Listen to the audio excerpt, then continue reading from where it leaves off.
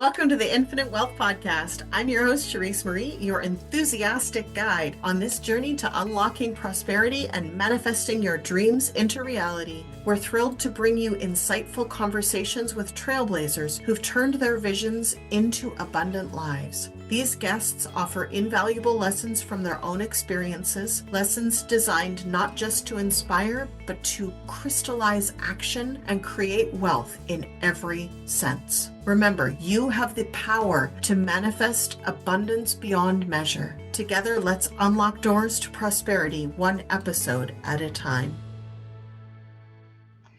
Hello, I believe I am on. Welcome. This is Financial Alchemy for Women presentation, and I'm really happy that you're here.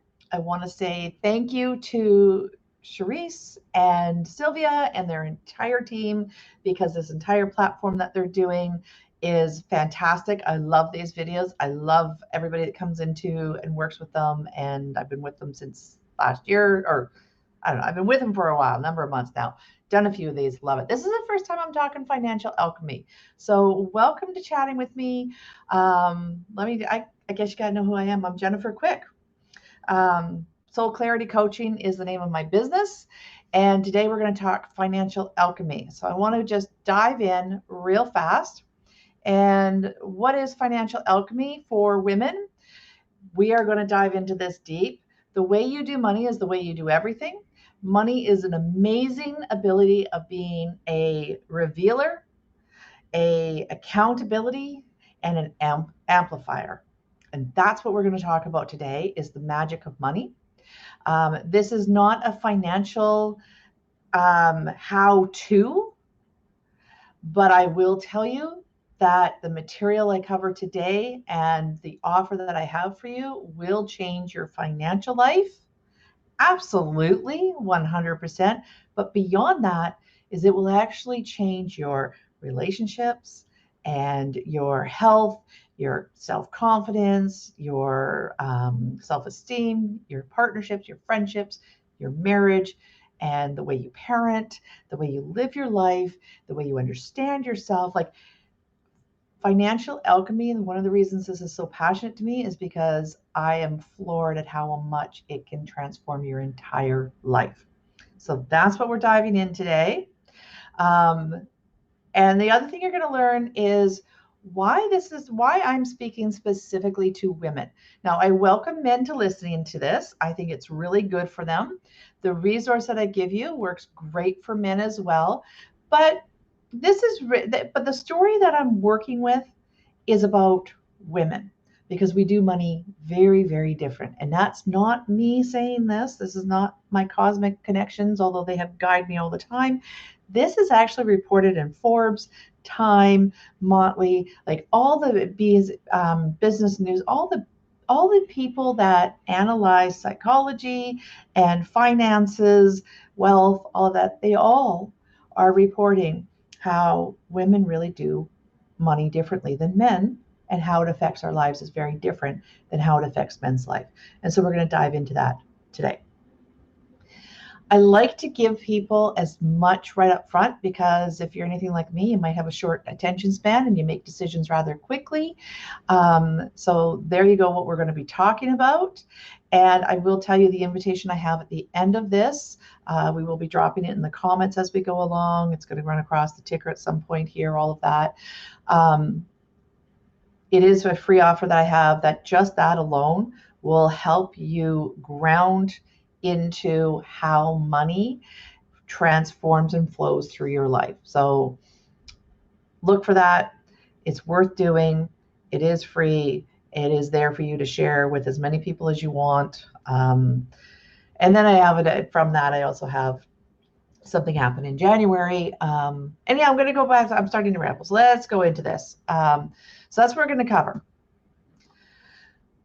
First, I want to tell you who I am. I'm Jennifer Quick. My company is called Soul Clarity Coaching. I am a life coach, a spiritualist, a cosmic being having a human experience. I talk to aliens. I channel with different spirits. I I do Reiki, I do readings in the Akashic Records, I do DNA activations, I do all sorts of that type of work. All right, you can check out my website, soulclarity.ca, and you'll see all that. Yes, I am Canadian, which is always an interesting factor because we have so much influence from the United States. And when it comes to finances, there is a difference. But when you're talking the psychology of finance, the difference isn't as big. So anyhow, I'll tell you how I got into this financial stuff. So I've always been pretty good with finances. And usually when I say, how financial savvy are you to people, they go, oh, yeah, I'm okay. I'm all right. I'm good. But statistics show that we're not. And generally, especially in Canada, because we have a lot of safety nets in place, we have an ability to ride at a very toxic, lacking position with money and still be able to walk through every day going, yeah, no, I'm okay with money. And that's kind of where I was with it. I understood the basics that, money comes in, money goes out. Obviously, if I have more money coming in and less money going out, I'm ahead of the game. If I got more money going out than coming in, I'm behind. I'm in debt, right? Like basics, pretty good. But when I started to dive deeper into money, I realized it was a lot bigger picture. So, how do I want to put this? So anyhow, what happened with me is I had always been pretty good at making money and standing on my own and was rather independent. I met with my husband. We launched a business together. And that business is still thriving today, 27 years later. It's still doing good. And then we ended up moving out to the country, having kids, raising kids, all of that. And somewhere in there, of course, like a lot of women, I kind of got lost as to who I was and everything. And we hit a point, and this started just before the big events of 2020. Before that, I got really restless. My kids were getting older, life was changing, and I started getting really restless with my life and really just, realized how it wasn't that I became dissatisfied. I kind of realized how dissatisfied I was where I was in my life. And so I started pursuing things and I started changing things up. And one of the things I realized is that along the way, I had really disconnected with my money. And my husband actually, he paid the bills. He worked out the accounting side of it and took care of the taxes and stuff like that. And I had disconnected from other than just how are we doing? Do we got money for this or not? Type of conversation. I knew we were okay. I knew that when I went to the grocery store, there was always money and I didn't really worry past that.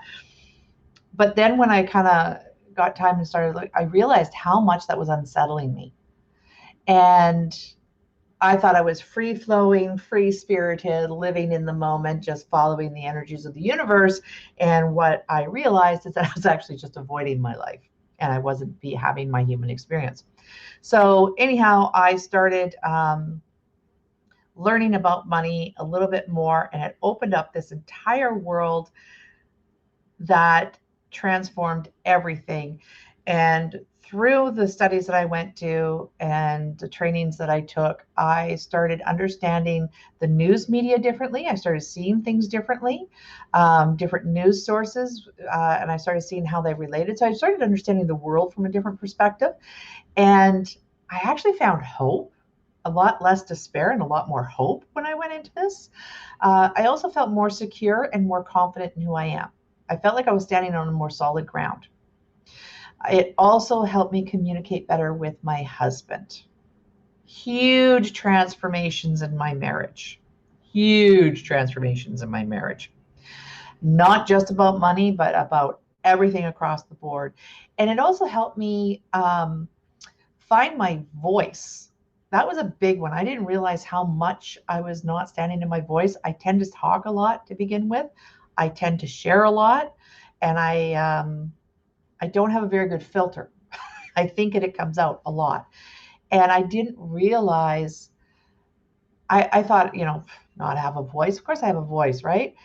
But when I started looking at money, it really revealed where I was holding my voice back and how it was negatively affecting not just me, but my husband, my kids, my parents, my clients, my my um, co-entrepreneurs, I guess they call them, my friends, everything. Like, I was shocked at how much I was not standing in my voice. So that was probably the biggest shift that happened. Um, and then, like I said, my confidence. I also actually understood my husband at a lot deeper and clearer way. And I learned how to work with him to meet what his needs were financially without sacrificing my needs financially. And we found this balance and we found this dynamic that actually works really, really well for us. Um, and again, I already mentioned I understood my family members better and I became more confident. And it still is an area I work with, but I did become more confident in asking for the sale and not discounting my worth. Right.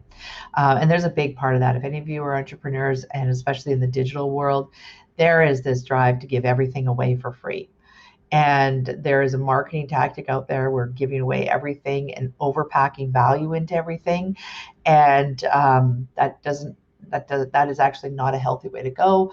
It doesn't increase your sales. Really, there's special tactics to it. Anyhow, there's a whole thing around that as well. And I realized how I was actually sacrificing myself and not showing up. And it was money that revealed it all. I was absolutely amazed. And then I started working. I do workshops, 1-day workshops, 2-day workshops. I do one-to-one coaching with this. And I started digging into with my clients a little bit more about their money issues. And a couple things happened. One, it happened very quickly. I'd plan an entire workshop for the day of what I was going to take these people through, and I'd get halfway through the material and they had so radically changed how they were looking at their life that we had to pause and unpack. And I rarely was able to finish what I intended for a day in a day. Okay. Because the amount of to the point transformation, quick transformation, giant movements of aha that came through quickly just warranted the depth of it. Like it was an incredible thing. So, and then often the other thing I found is that people would get these nuggets of information that would just be so big and unpacking what they were, how it was affecting their lives. And it happened so quickly. But the implementation and transformation that required through the month or like tenfold to actually be in their lives kind of took a little bit of time. And they needed the processing things faster. So anyhow, what ended up happening is I started creating the Financial Alchemy program. I originally started and based it on my original foundation was based on Kendall Summerhawk's Money Coaching for Women.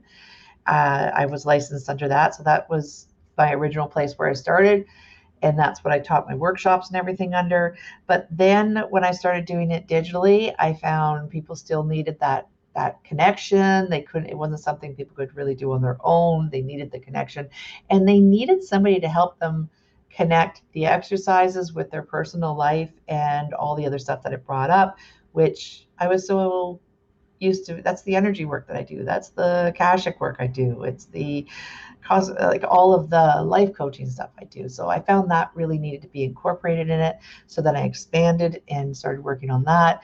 So anyhow, full circle, I've slowly over time started developing all these resources and putting them online. And everything was good. So what I found is that the online version of the work really wasn't having the impact and transformation that it needed to. So I am revamping everything once again. And come January, I am launching a brand new program. It is going to be much, much less expensive because finances are changing in our world. And that monthly expense is something that people are concerned about. Plus, there's a lot more support built in. You're going to work with me on a weekly basis. I'm going to be there for you every step of the way, in between sessions.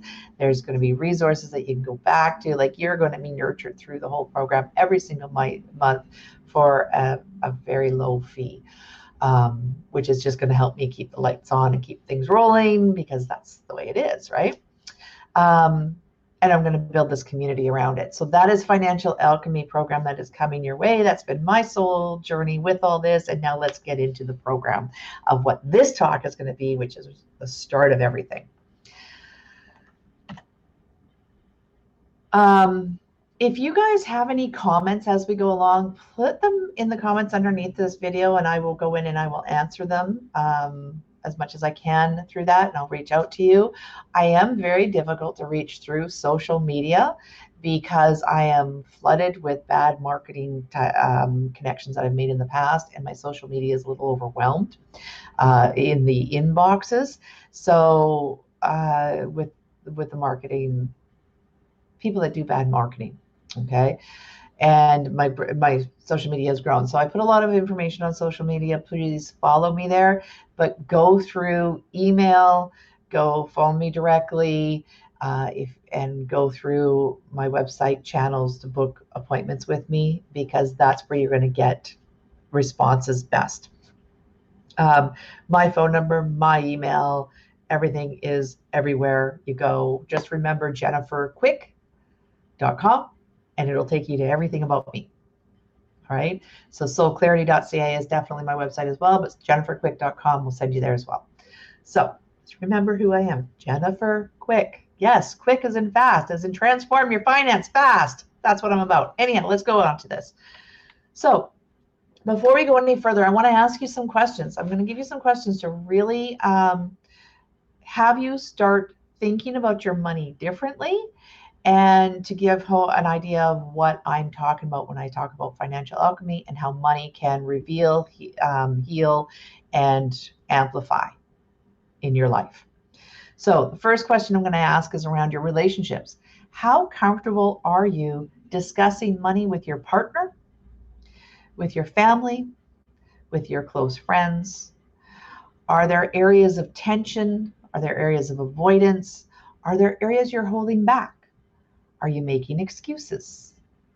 Are you, here's some examples that I personally ran into. I did not like bringing up money. I preferred to not talk to my spouse about money, because when it came to money, there was a stress point between us. I need more. I'm a banker. I'm an inner banker down underneath. I have a very romantic and adventurous and spiritual, universal, go with the flow attitude on the surface. But underneath it, I have this banker need where I need to accumulate. I need to be accountable. I need to know what the flow is in every single minute. When I know what's going on every minute, I'm happy. My husband doesn't have that. And so when we talk finances, I'd be going, well, what's the foundation? Where's the bank account sitting at? I want the dollars. And he didn't operate that way. And so it created a tension between us, and I just kind of avoided it. So that's one way. Talking to my family about money. There was a lot of things I learned over the years that when I had advancements, I remember when I bought my van, when I first had my kids, I drove around in a really, really, really crappy car. Okay. Like, it had a leak so badly in it that we actually drilled holes in the bottom of it to drain it. So, because otherwise it would flood my feet on the pedals. That's how bad this car was. Mechanically, it was reliable, but aside from that, it was a terrible car. And so when we actually were able to buy ourselves, excuse me, cough there. When we were able to buy ourselves a minivan, and it had a lot of bells and whistles in it, right? It wasn't top of the line of the year, but it was relatively new. It was about a year old, so it was pretty new. We had warranty and everything else to it. It was amazing. I felt like $1,000,000 driving in it. Not only did I feel like I had accomplished a new level in life, but I also had this appreciation and love from my husband that I felt from it, because we provided something for our kids together, because that's how we viewed it, as that the vehicle was for the kids. Sorry, I just swallowed wrong with my mouth when I was talking, and then I got it caught. So anyhow, this was a huge thing. And I noticed that my other family members and some of my friends were not happy for me. They were jealous. It showed they turned it around into something about them. And there was a really funny narrative. Um, some of the other things is most people in my family and circle of friends at the time, back in the day, around that same time, did not understand what neither my husband and I did for a living, because we are out of the box. He's, for the short term, for the easy term, I'll say he's a programmer. Um, and so both of us work with people all over the world. And our family and our friends didn't understand how we made our money. And so therefore, they actually made up stories about how we made our money, and it affected our children quite heavily. It was not a good thing. So those were some of the things that money within relationships really caused a lot of stress and tension in my life, that when I started working with money, I was able to clearly conquer those misconceptions, all the perception and impact that family and friends had towards us with money. So it really does affect your relationships. And I'm asking, how is it affecting yours? Think about that. Think about where you're not standing in your voice, where you're not standing where there's tension and where there's avoidance. So your career, do you feel like your work truly reflects your passion and your values? Doesn't matter what your career actually is. You can bring your passion and your values into any job. You could be a clerk at a dollar store and still bring in your passions and your values. And so when you address your work, are there passions and values aligned in that work? And then also, are there opportunities you're not pursuing because of fear or limiting beliefs? Are you holding yourself back? Regarding self-care, when you think about investing in yourself, whether it's time, energy, or money, do you feel guilt, resistance, or hesitation? Now, here's another one I'll give you an example on. Do you spend money shopping, come home, and, oh, but I got it on sale? Do you justify your purchase? I got it on sale. It was a really good deal. Last one. I could never get this anywhere else. Do you justify spending money on yourself? That was a big one for myself. And it was taught to me generationally, and we're going to talk about that in a minute too. So do you feel guilty? Do you feel resistance? Or do you do hesitation? Do you make excuses and justifications for spending money on yourself? Think about that. Now, financial confidence. Whenever I ask anybody, how are you? Oh, I think I'm pretty good financially. I got one. But when I get down to the nuts and bolts of it, are you tracking your money regularly? Do you actually know where you're spending money? Are you consciously deciding where it goes? And does actually thinking about doing that feel restrictive and make you want to avoid it? Are you feeling disconnected or overwhelmed when it comes to your finances? So a lot of people, when I ask that, they'll be, oh no, I know my budget. Yeah, I don't know, we got inflow and everything. No, I'm not down to the nitty bitty and everything else, but I may not be recording to myself every single day, but I generally run a household budget. Women are very good at running budgets. Okay, we're going to talk about why in a minute too.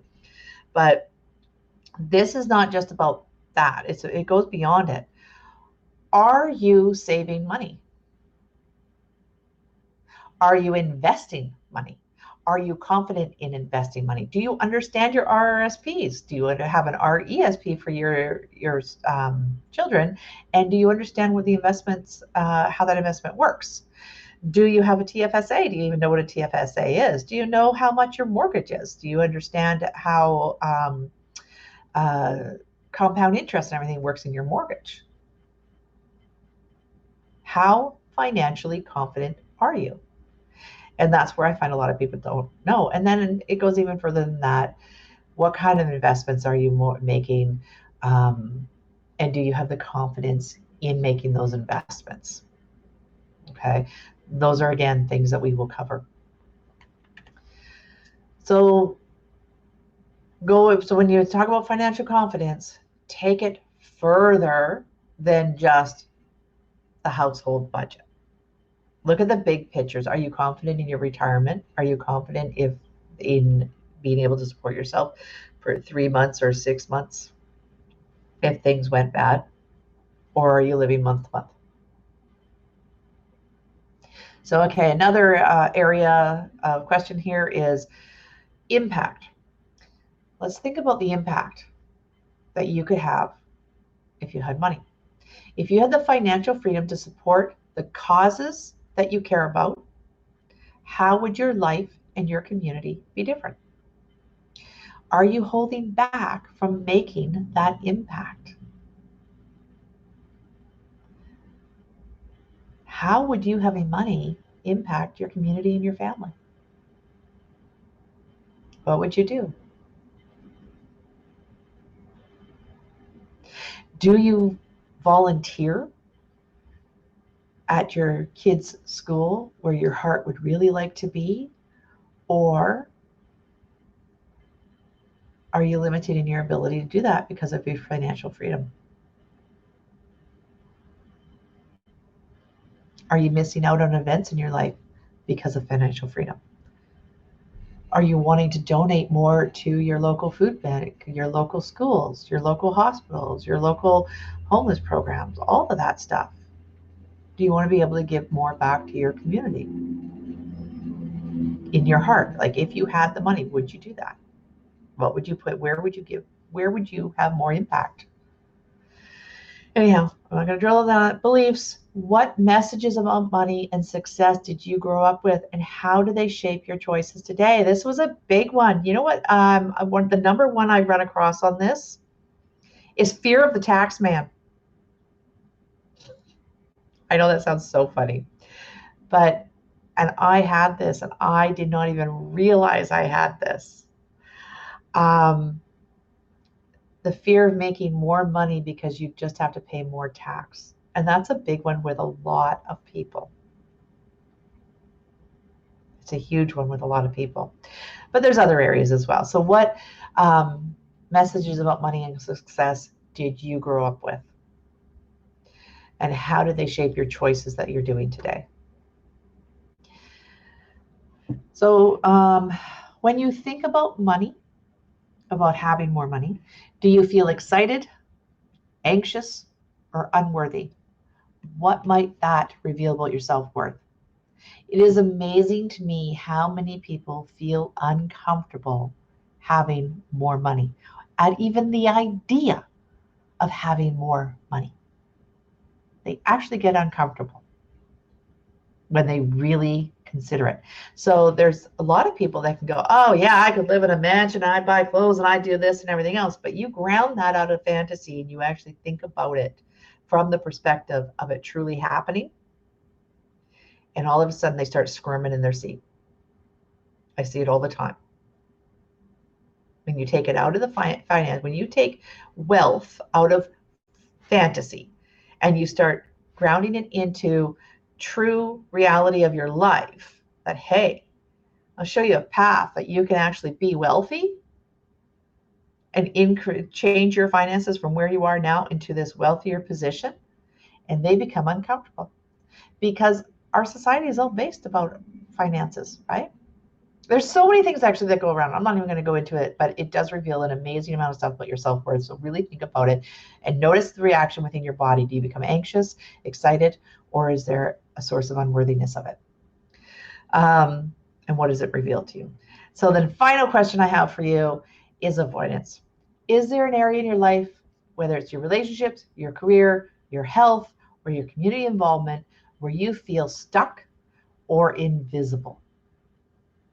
Could your relationship with money be a reflection of that? There are a lot of people that are suffering health issues but can't afford to get help.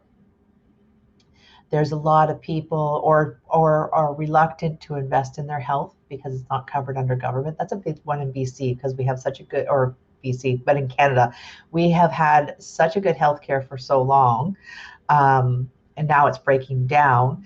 But it is a real struggle to decide where to spend your money on your health, and people are starting to assess that more and more because we are having to pay for our own health out of our own pockets, but we're not used to it. So that can be a real stress point for particularly Canadians.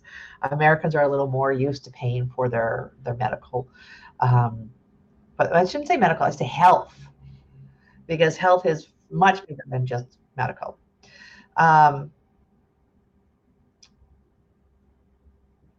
What else? Avoiding areas. So where are you avoiding taking an action or trying something to make your life healthier?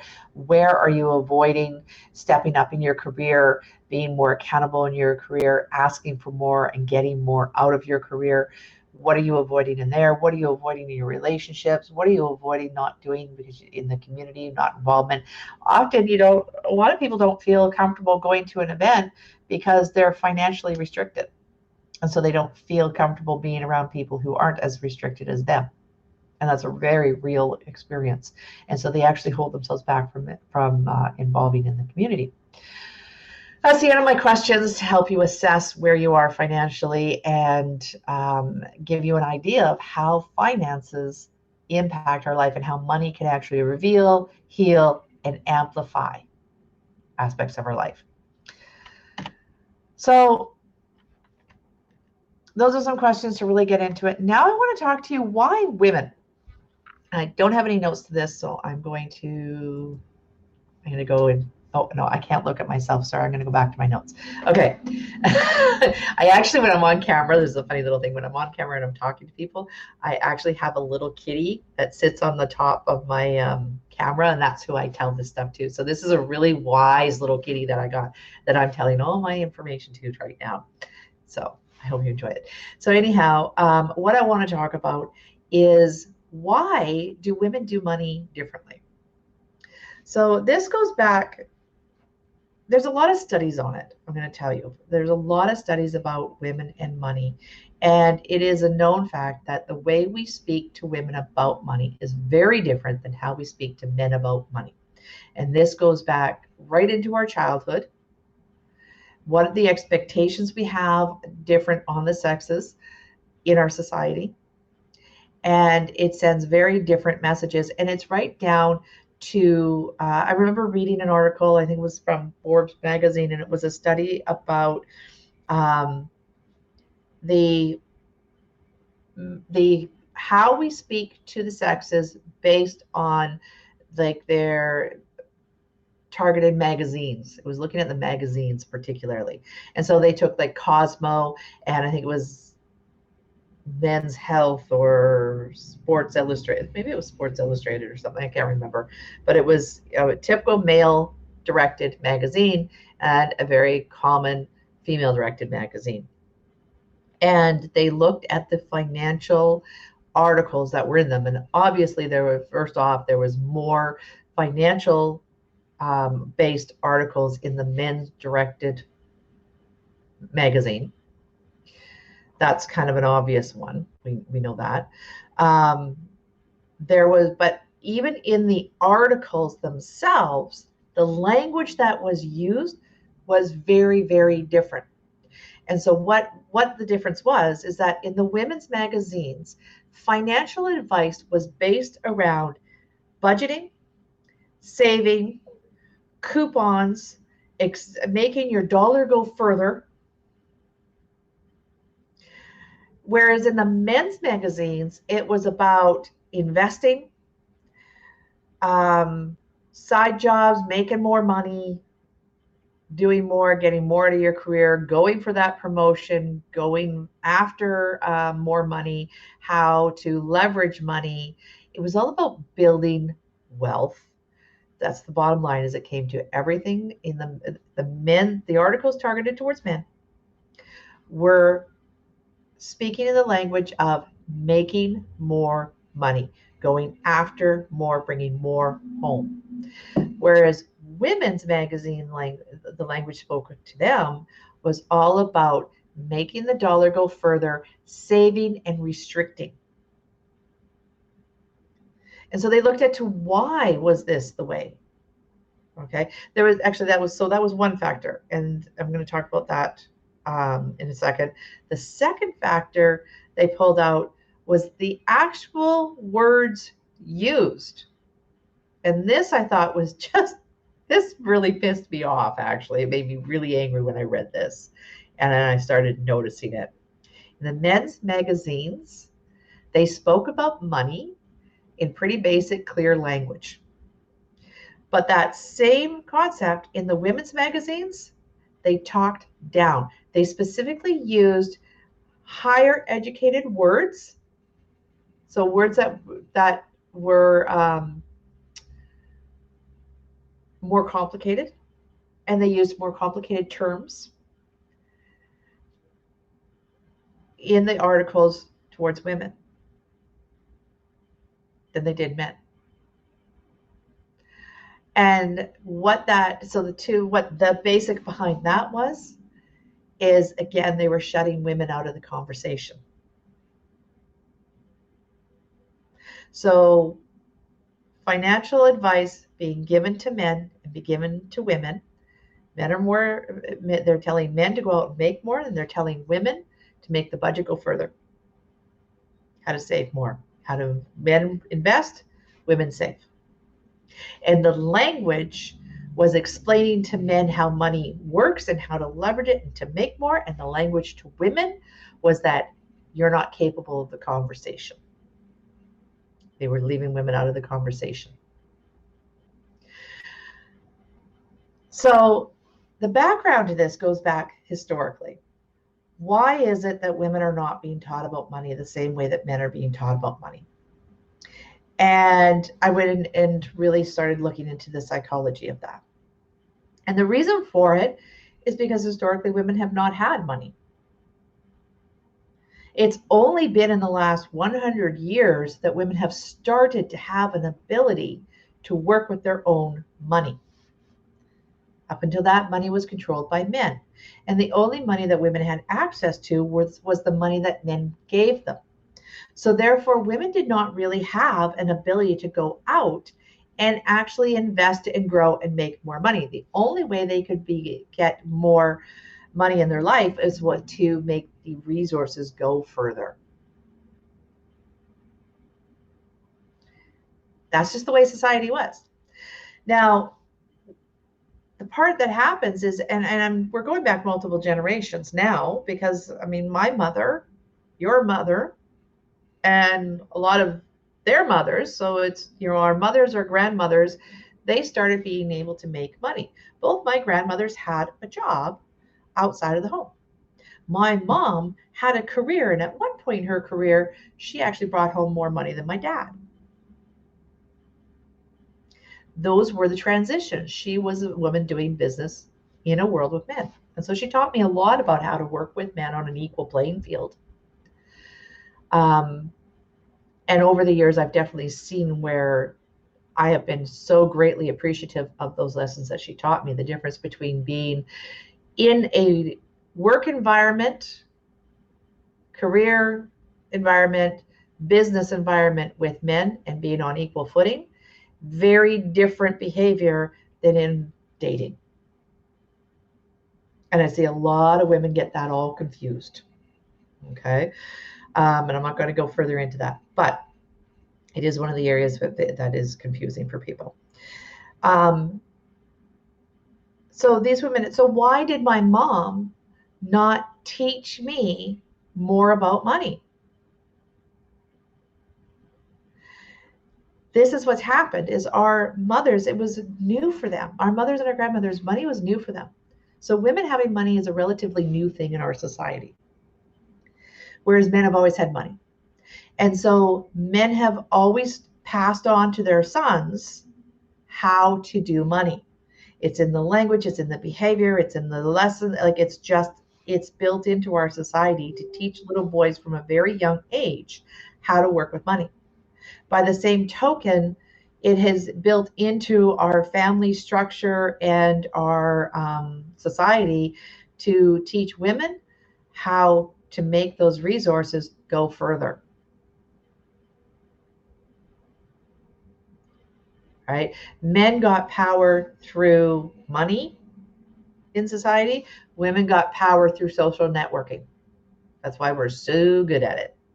All right. But we didn't have money.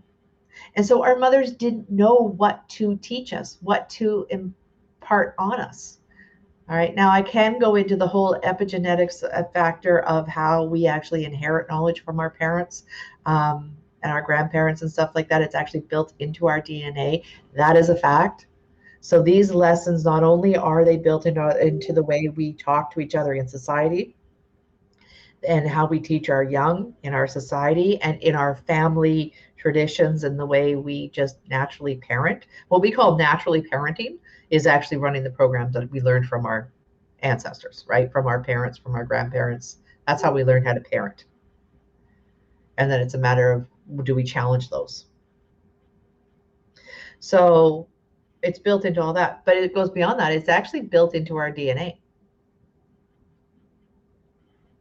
Those messages that have been passed on generation to generation. So this new generation of time period here where women have money, it's not even in our DNA to actually understand how to work with money. So that's the vast majority of women are coming from that kind of background where they're being left out of the conversation. And the messages that they're getting about money is restrictive and saving and stuff like that. So that's the majority of women where we are coming, and we're learning how to deal with money differently, and it's a relatively new thing. There is another aspect here too, and I want to talk about that.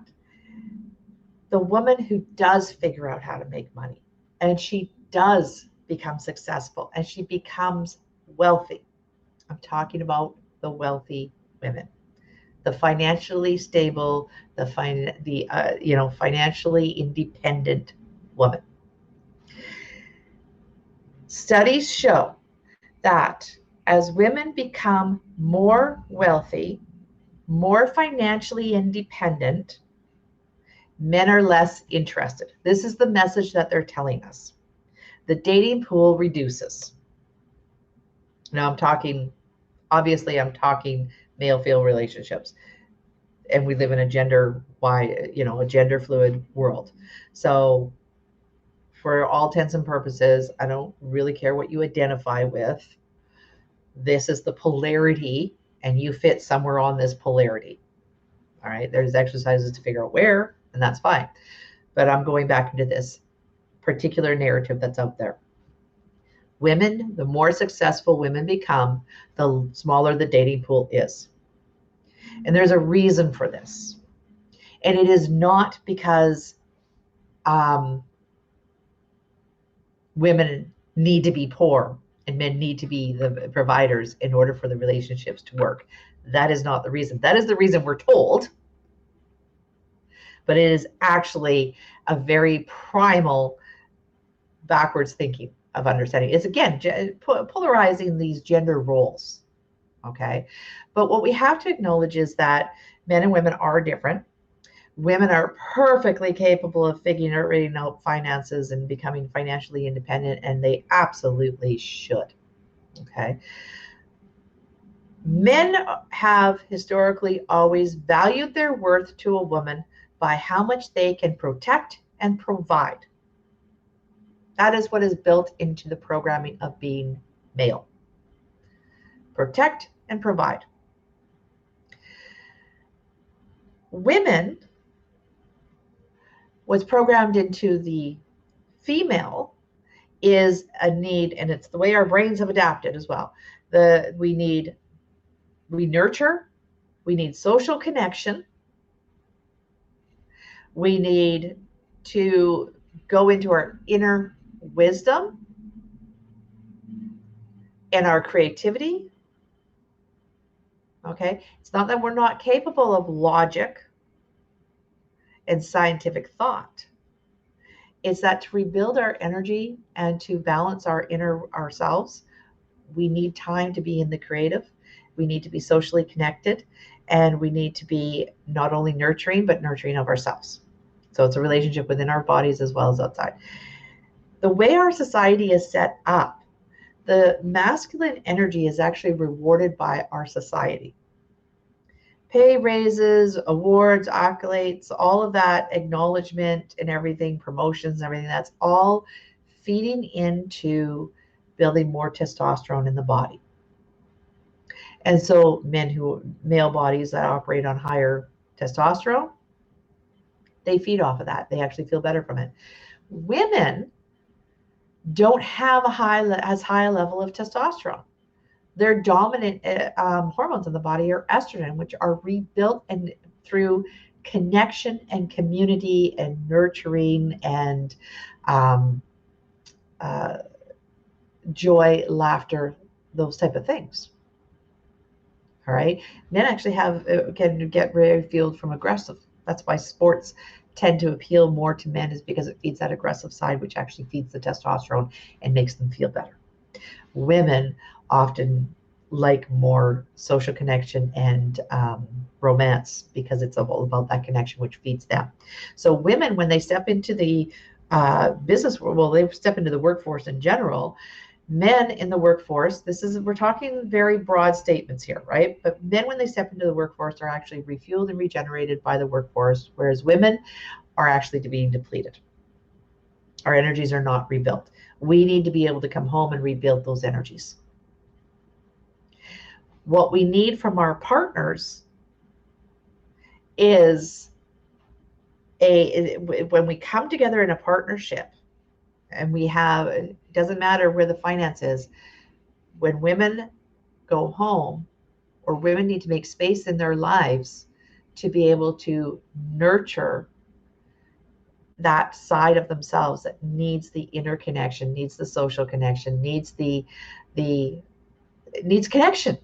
Our brains are more connected. The two halves of our hemisphere actually flow more information. We need to move into our creativity and our joy and our inner peace, right? And so our partners that come to us, we don't need men to necessarily to provide the finances anymore. What we need is men to help out and provide the spaces for us to be able to go and transition back into our feminine energy. Because when we're out in the world making money, we are very much in our masculine energy. And what often happens to women is they come home and now they are making all the decisions in the house. What is for dinner? They got to get dinner started. They continue on with the rat race, right? They got to make dinner. They got to get school homework done.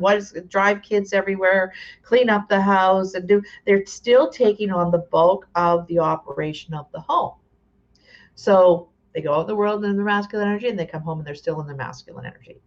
And so men actually need to pick up more around the home. So if the relationships are breaking down, it's because the men are not allowing space for the women to come home. It's not that the men has to go home and be the cook and the housekeeper and everything else. They have to head up the direction of it. They have to be more participant in the family rhythm that makes sure it's getting done. They need to be more involved in the process of how the household is actually run. So it's not about making our men into domestic housewives. It's about men connecting with women. And I'm going to give you a tip that you can go home and you can talk to your spouse about. Men, this is actually, I read an article on this. Again, I can't remember what it was. It was a financial psychology based, I can't remember what article it was in, but anyhow, this is what the study revealed. And it was that men who came home and picked up the kids, and when they came home and they picked up the kids and they, sat the kids doing their homework or got dinner started or whatever, started the basics of the home evening routine, and then welcomed their women home with giving their wives full attention. They made a space to give their wives full attention. And I think they put it that, she comes home to a glass of wine, put your feet up, honey, and take a minute, right? Well, I make dinner. That's the joke about it. But the reality of what it is actually when she comes home, he takes a moment to connect with her. Even when he comes home from work, they make a moment where he connects with her. And he's like, how were your day? This was my day. And they have that intimate moment of connection that happens. And that connection brings her out of the masculine energy. And it unites the two as a pair. And she is immediately starting to recharge at that point. And it has shown to make, this is some of the main keys in long-term lasting relationships. And all of that is through the study of money and financial alchemy and how it actually flows and works through our lives. So it's not, our relationships are not being damaged by women being financially independent. They are being damaged by the lack of connection.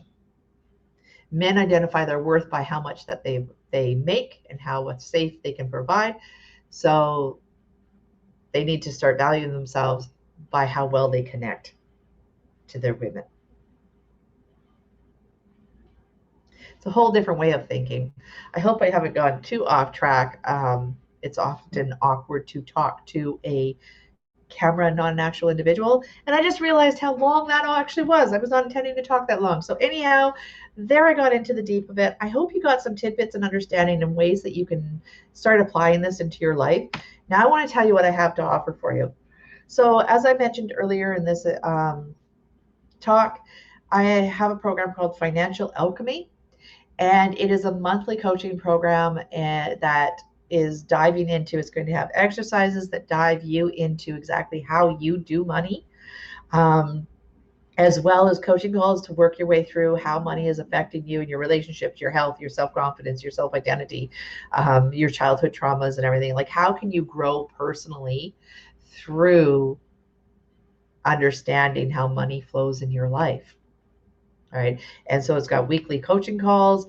I'm just currently in the process of transferring all of that to a new platform that's actually going to give me much more abilities to serve the members. And so I'm gearing up to launch that in January. What I'm offering to you is to take advantage of my free offer, which will put you on my email list. And actually, I'll say right now, I will be texting you as well when I fully am releasing the Financial Alchemy program. And you will have the opportunity at that time to join the program at the lowest cost I'm going to have available for it. So the gift to you is what's called Sacred Money Archetypes quiz and analysis that you go through, and a 1-to-1 30-minute conversation with me addressing what you learned from that, from the quiz. So you can go to my website. You're going to, I'm going to put the link down below directly to the Money Archetype quiz. And it's going to reveal a lot about how you do money. It's going to really be insightful. And not only am I encouraging you to go and do this, again, it's free. I want you to go do this, but I want you to share it. I want your husband to do it. I want you, if your kids are grown, get them to do it. Get your other family members to do it. Get your friends to do it. And it's a great thing to chat about over the holidays is what these quizzes revealed to you. Right? It can be a real conversation starter over the holidays. In addition to having access to that quiz and the analysis of it, you'll get a 1-to-1 with me for 30 minutes as well. Any classes I put out, because I haven't put them out because I've been in growth mode. I've just got myself a new office, all of that, and I'm transporting over this program. But I am putting out some workshops that'll be coming up, preparing for the new year. So they'll be about vision, like what do you want out of your life, that type of thing. It'll be about what at the beginning of every year you should take an assessment of your life. And I'm going to do a workshop on what that actually is. And the things to know and some tips and tricks and stuff like that. So all those workshops will be free to you, completely free to you. So all my online workshops that I'm going to be doing over the month of December will be free to you, and you'll be notified with first opportunity to join us in January when I launch the program.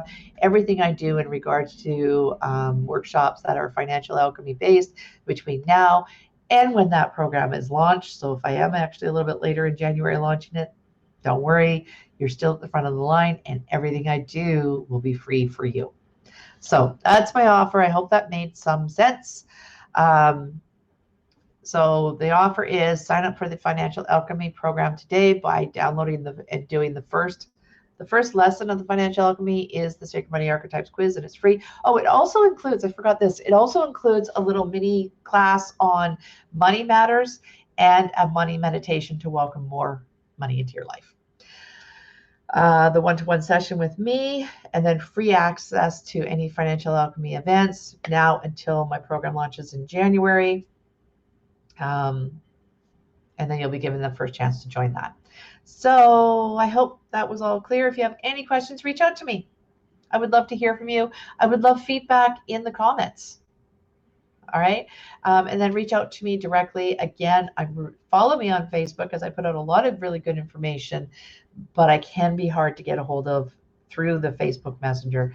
So please go directly to my website and contact me through email, book a discovery call if you want to chat with me, all of that.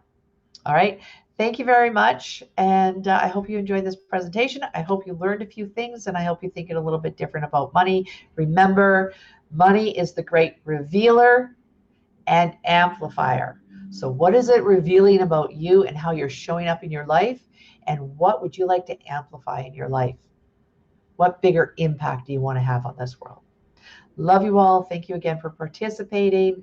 And thank you to Cherise, Sylvia, and the team for hosting this event. Love you all. Bye. JenniferQuick.com, soulclarity.ca goes to the same place. Love you all. Bye. I'm Cherise Marie, and I'm grateful you joined us today as we explored the boundless potential within each of us to manifest a life rich in all dimensions. We love hearing your thoughts and stories, so don't hesitate to reach out and join our growing community of like-minded visionaries. Until next time, keep dreaming big and manifesting boldly. And remember, you have the power to create a world of infinite wealth and limitless opportunities. Together, let's continue paving this path to prosperity. Take care, stay inspired, and as always, dream on.